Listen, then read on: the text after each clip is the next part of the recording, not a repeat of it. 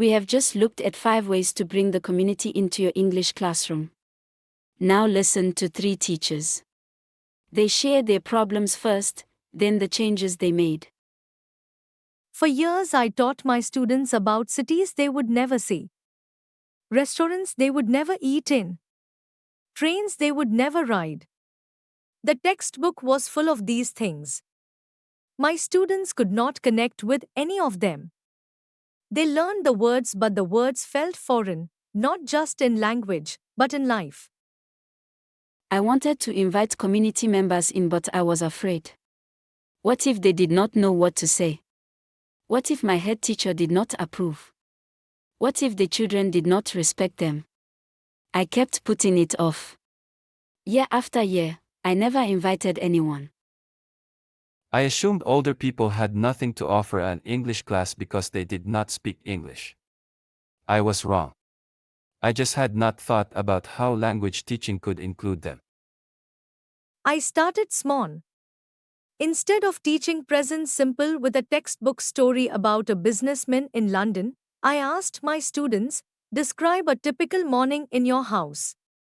They wrote and they spoke.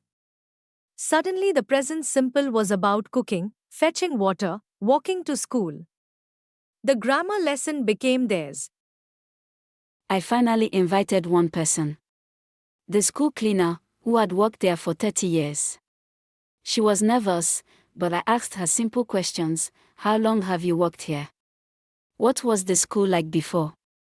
What do you love about it? A student translated. The class was completely silent. They had never heard her story. Afterwards, they wrote about her in English. That was a year ago. Since then, I have invited 8 different people. I sent my students to interview their grandparents about life when they were young.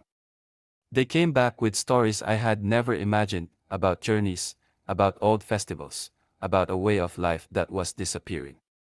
We made posters. The grandparents came to see them. Some of them cried.